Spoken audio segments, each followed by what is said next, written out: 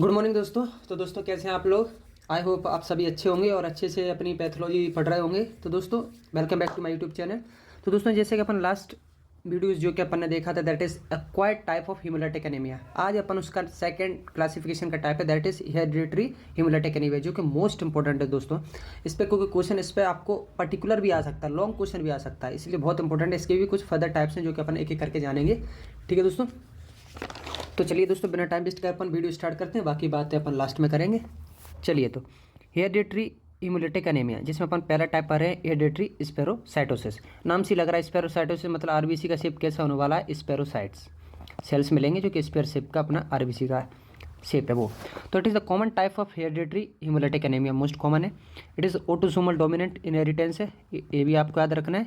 In this red cell membrane is abnormal, cell membrane का involvement है इसमें जो कि मेनली चेंज हो जाती है। नॉर्मल से अपन जानते हैं बाइकॉन्केव होता है, लेकिन अपना जो हेरेडिटरी स्पेरोसाइटोसिस है उसमें अपना स्पेयर शेप का हो जाता है, जिसको स्पेरोसाइट सेल्स फॉर्मेशन हो जाता है, मतलब इस तरीके से हो जाता है आपका थोड़ा सा बल्जिंग। अब जो सेल मेम्ब्रेन है उसका थोड़ा मॉडिफिकेशन देख लेते हैं उसमें हो क्या रहा है। तो सेल मेम्ब्रेन अपन ने जो बनाई है दैट इज ऑफ, अब इसमें बहुत सारा अपने लिपिड लेयर बना दी। अब कुछ इसके दो बैंड रहते हैं, इसमें एक बैंड 3 रहेगा और इधर अपना जो जनरली जो रहता है ग्लाइकोप्रोटीन ए रहता है। ठीक है, अब यहाँ पर एक 4.2 बैंड पे जो प्रोटीन चैनल है और एक यहाँ पर 4.1 है। यहाँ पर एक्टिन प्रोटीन है, यहाँ पर एंकायरिन है। अब जो स्पेक्ट्रन है that is beta and alpha के जो बने हुए हैं, जो पूरा आपको दिख रहा है that is spectrin of alpha and beta. ठीक है, तो all these proteins are responsible for biconcave shape of RBC. Mainly कौन कौन सी, स्पेक्ट्रन जो कि अल्फा बीटा किसके रिस्पॉन्सिबल है, biconcave shape of RBC के लिए। ठीक है, तो mutation mostly occurring gene coding for in order. अब सबसे ज़्यादा म्यूटेशन हो किस मेरा, एंकायरिन में, फिर बैंड 3 स्पेक्ट्रन, बैंड 4.2 पैलेडिन जिसको अपन बोलते हैं। तो एंकायरिन में सबसे ज़्यादा आपको क्या देखने को मिलेगा, म्यूटेशन देखने को मिलेगा। अब देखिए इन सभी में अगर म्यूटेशन होता है तो इसकी वजह से जो बाय कॉन्केव जो शेप है अपना वो कैसा हो जाएगा, स्पेयर हो जाएगा। कहने का मतलब ये है क्योंकि due to the modification in the cell membrane. ठीक है दोस्तों, आगे मैं बात करूँ तो जैसे कि आपको मैं बताऊँ दैट इज अभी आपको मैं वो बताऊंगा that is pathophysiology of hereditary spherocytosis. जैसे कि मान के चलिए, देखिए प्राइमरी मेम्ब्रेन स्केलेटल डिफेक्ट, तो मेम्ब्रेन स्टेबिलिटी कम हो गई, मेम्ब्रेन लॉस भी हुई, जिसकी वजह से सरफेस वॉल्यूम रेशियो स्पेरोसाइटोसिस हुई, डिफॉर्मिड मतलब कम हो गया, जिसकी वजह से स्पेयर शेप फॉर्मेशन हुआ। और स्प्लेनिक ट्रैपिंग हुई। स्प्लेनिक ट्रैपिंग का मतलब एक तरह से जो छोटे छोटे जो अपने बने हैं दैट इज ऑफ ट्रैप हो गए एक तरह से। और एथ्रोस्टेसिस मतलब ग्लूकोज का लेवल, पीएच दोनों की दोनों लेवल कम होगा, जिसकी वजह से फैगोसाइटोसिस। और कौन सी हीमोलाइसिस हुई, दैट इज एक्स्ट्रावेस्कुलर हीमोलाइसिस। ठीक है, तो that is a pathophysiology of किसकी, अपनी हेरेडिटरी स्पेरोसाइटोसिस की। ठीक है दोस्तों, तो अपन ने थोड़ा देखा इसके बारे में। कुछ चीज़ आपको याद रखनी है according to the cell membrane की जो मॉडिफिकेशन देखा अपन ने उससे, जैसे कि most common defect hereditary spherocytosis is in ankyrin, जो कि बाइकॉन्केव से स्पेयर बनने में रिस्पॉन्सिबल है। Most common defect in hereditary elliptocytosis, this one is another type, is in spectrin. अगर स्पेक्ट्रन में डिफेक्ट होता है तो बाइकॉन्केव से एलिप्टिकल जो शेप हो जाता है वो अपना स्पेक्ट्रन की वजह से होता है, लेकिन अपन जो मैनली एंकायरिन की वजह से पढ़ते हैं। लेकिन हाँ अगर क्वेश्चन आता है एलिप्टिकल किसी वजह से होता है तो स्पेक्ट्रन आप लगा सकते हैं। नोट क्या कह रहा है, to accommodate the result change in the ratio of surface area to volume these cells adapt spherical shape. जैसे कि मैं आपको अभी मैंने पैथोजेनेसिस में ही बताया, सरफेस टू वॉल्यूम रेशियो अपना जो कि डिस्टर्ब होता है, जिसकी वजह से इसका क्या रहता है, स्फेरिकल शेप आता है आरबीसी का। ठीक है, लैब फाइंडिंग्स में आपको क्या क्या देखने को मिलेगा, एक्स्ट्रावेस्कुलर हीमोलाइसिस जो कि है, जिसके आप कॉजेज लिख सकते हैं, सिफिलिस लिख सकते हैं, मल्टीपल माइलोनोमा भी लिख सकते हैं, बहुत सारे जो कि मैंने आपको दोनों के टाइप्स पढ़ाए वहाँ पे आप जाके देख सकते हैं। अनकंजुगेटेड जो कि indirect hyperbilirubinaemia, splenomegaly, increase in MCS थी, मतलब अपना जो mean concentrated haemoglobin concentration level है वो भी इसमें बढ़ जाता है। तो MCS आप ये याद रख सकते हैं, किस में बढ़ता है, अपना HS में, हेरेडिटरी स्पेरोसाइटोसिस में। एक इसके लिए भी स्पेशलिस्ट टेस्ट होता है, ऑस्मोटिक फ्रेजिलिटी टेस्ट और पिंक टेस्ट जिसको अपन बोलते हैं। हेल्प इस होता है क्या इसमें, helpful in testing the spheroidal nature of red cell which lyse more readily in solution of low salt concentration, जिसकी वजह से ऑस्मोटिक फ्रेजिलिटी क्या होती है, बढ़ जाती है। दूसरा डायरेक्ट कुम टेस्ट होता है जो कि एंटीग्लोबिन टेस्ट है, जो कि नेगेटिव आता है जनरली, जो कि help in differentiate with autoimmune hemolytic anemia. कुछ चीज़ें आपको याद रखनी है इसमें, जैसे कि characteristic feature of HS is increase in MCS, ठीक है, आपको मैंने जैसे बताया due to the dehydration caused by the loss of potassium in water, इसकी वजह से अपना जो जनरली MCH का लेवल बढ़ रहा है। ठीक है, ट्रीटमेंट परफॉर्म स्प्लेनेक्टोमी कर सकते हैं और वैक्सीनेशन अगेंस्ट इनकैप्सुलेटेड ऑर्गेनिज्म जैसे न्यूमोकोकस अगर है तो वैक्सीनेशन भी है। Splenectomy after splenectomy anaemia is corrected but the spherocyte will remain in blood. सीधी बात, स्प्लेनेक्टोमी के बाद भी क्या एनीमिया तो ठीक हो जाएगा, लेकिन स्पेरोसाइट फिर भी इसमें एग्जिस्ट करते हैं ब्लड में। ठीक है दोस्तों, बाकी ये देखिए हेरेडिटरी स्पेरोसाइटिस आपको पूरा जो मैंने स्ट्रक्चर आपको भर के बताया नॉर्मल है, स्पेरोसाइट ऐसे हो जाते हैं और स्प्लेन के मैक्रोफेजेस में जाके अपना जो इंगल्फ होकर इसका डिस्ट्रक्शन हो जाता है। ठीक है दोस्तों, तो आप एक करके एक बार ये देख सकते हैं प्रॉपर, मैंने बाकी आपको एक अच्छे से बता दिया है एक। ठीक है, इसके मॉडिफिकेशन तो मैं बाकी देखो सारी चीज़ें मैं देखो अच्छी किताब से अपन स्टैंडर्ड बुक से पढ़ते हैं तो उसमें देखो सब कुछ आपको क्लियर भी होता है और ये समझ में भी आता है। ठीक है, ये देखिए ये थोड़ा आपको दिख रहा है these are the spherical shape, तो स्पेरोसाइट्स हैं स्पेरोसाइट्स। ठीक है, बाकी यहाँ पर थोड़ा सेंट्रल पिलार भी है देखने को मिल रहा है। ठीक है, तो no central pallor anisocytosis however Jolly bodies जो कि small dark nuclear remnants are also present in red cell splenic patient. तो उसमें ये देखिए ये थोड़ा ये आपको दिख रहा है ना these are the Jolly bodies, तो ये भी एक इसका फीचर आप ऐसे पर्टिकुलर पूछ सकता है। हाउल जॉलिस बॉडी से कौन सी हाउल जॉलिस बॉडी। ठीक है,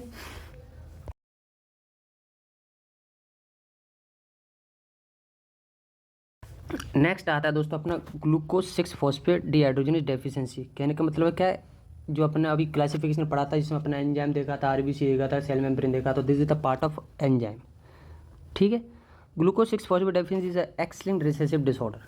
ठीक है, तो ये भी आप रिसेसिव डिसऑर्डर है एक्स लिंक्ड। ठीक है, तो याद रखें it is characterize by hemolytic anemia on exposure to oxidative stress. कहने का मतलब ऑक्सीजन के लेवल कम है उसी लेवल पे। तो नॉर्मल पर्सन अगर मैं आपको बताऊं नॉर्मल पर्सन में क्या ऑक्सीडेटिव स्ट्रेस होता है तो ग्लूकोज 6 फॉस्फेट डेफिशिएंसी प्रेजेंट है। तो NADPH is generated in HMP shunt, वहाँ पर उसका ऑक्सीडाइज जो ग्लूटाथियोन है is converted into reduce glutathione, वहाँ पर उसका रिडक्शन हो जाता है। जो reduce glutathione protect the RBC from the oxidative injury, जिसकी वजह से हेमोलाइसिस नहीं हो पाता है। लेकिन पर्सन विथ GPD डेफिशिएंसी अब जो है ही नहीं, तो ऑक्सीडेटिव स्ट्रेस अगर उसको ऑक्सीजन की कमी हुई तो NADPH is not generated in HMP set, हो ही नहीं पाएगा, तो ऑक्सीडाइज जो ग्लूटाथियोन है वो रिडक्शन हो नहीं पाएगा उसका ग्लूटाथियोन में। ठीक है, तो RBC are not protected by oxidative injury, और इंट्रावेस्कुलर और एक्स्ट्रावेस्कुलर दोनों की दोनों हीमोलाइसिस अपन इसमें देखने को मिलती हैं, तो दोनों की दोनों हो जाएंगी।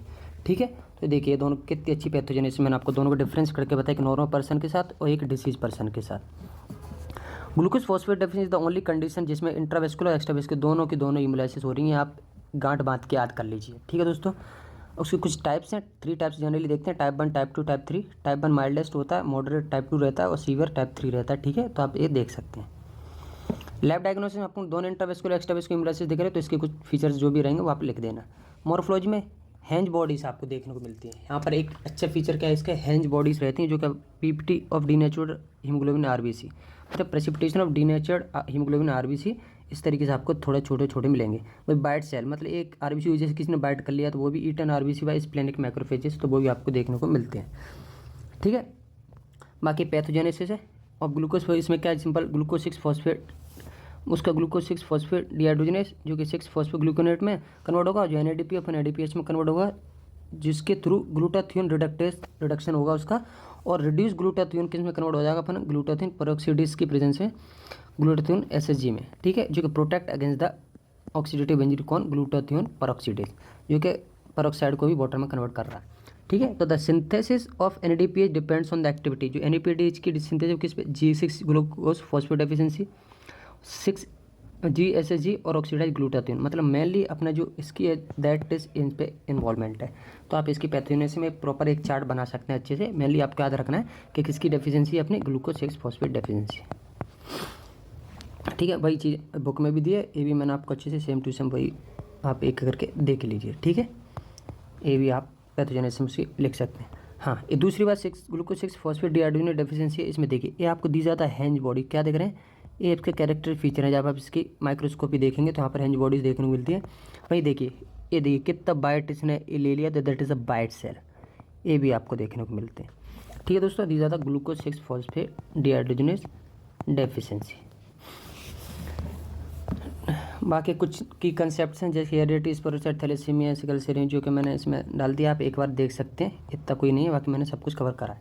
चलिए दोस्तों, बिना टाइम वेस्ट करे अपन इस पर MCQ और कर लेते हैं, फिर अपन वीडियो एंड करते हैं।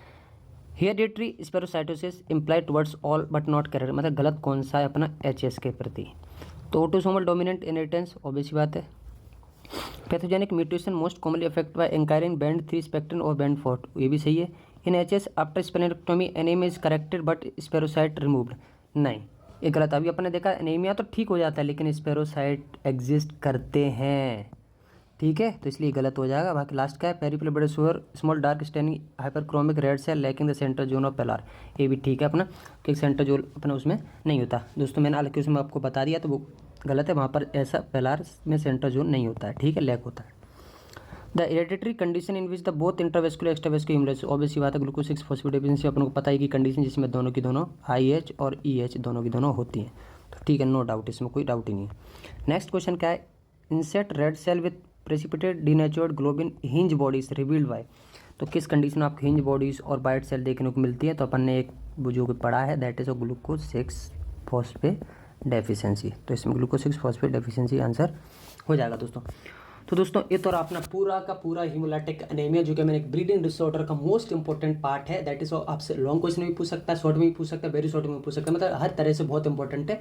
मेरे तो सेशन 2 में भी पूछा गया था, लॉन्ग क्वेश्चन में पूछा गया था, बाकायदा प्रॉपर इसकी लैब डायग्नोसिस, क्लासिफिकेशन, इसके फर्दर टाइप्स और पर्टिकुलर हेरिडिटरी स्पेरोसाइटिस पे, मतलब जो अपना हेरिडिटरी वाला पार्ट है उसके पर्टिकुलर इंडिविजुअल भी पूछ सकता है, एक्वायर्ड पे भी पर्टिकुलर इंडिविजुअल पूछ सकता है। दोस्तों आप दोनों को अच्छे से पढ़िए, वीडियो अच्छे से देखिए, नोट्स अच्छे से बनाइए, बुक अच्छे से पढ़िए, ठीक है। एक बार आप पूरा अच्छे से देख लेंगे, फिर उसके बाद जब दोबारा रिवीजन करने बैठेंगे तो you have more effective concept about the haemolytic anaemia, ठीक है दोस्तों। बाकी दोस्तों अगर आपको मेरा पढ़ाना अच्छा लग रहा हो, ऐसे ही पसंद आ रहा हो, तो आप बिल्कुल इसको अपने दोस्तों को शेयर कीजिए, उन्हें भी फायदा होगा, उन्हें भी अपने पैथोलॉजी में हेल्प मिलेगी। और मेरे चैनल को सब्सक्राइब कीजिए और वीडियो को लाइक कीजिए, ठीक है, जितना हो सकता है आप शेयर कीजिए, ठीक है दोस्तों। मैं क्योंकि मेरा एक ऐसा नेचर है कि कम से कम जो अपन को हेल्प मिल रही है तो अपन सामने वालों को भी हेल्प करें, और किसी को अपनी वजह से हेल्प मिलती है तो that is more beneficial for me, ठीक है दोस्तों। तो नेक्स्ट वीडियो में जल्दी मिलेंगे, तब तक आप हीमोलाइटिक एनीमिया की तीनों वीडियोस देखिए और प्रॉपर कंसेप्ट बनाइए। थैंक यू सो मच दोस्तों।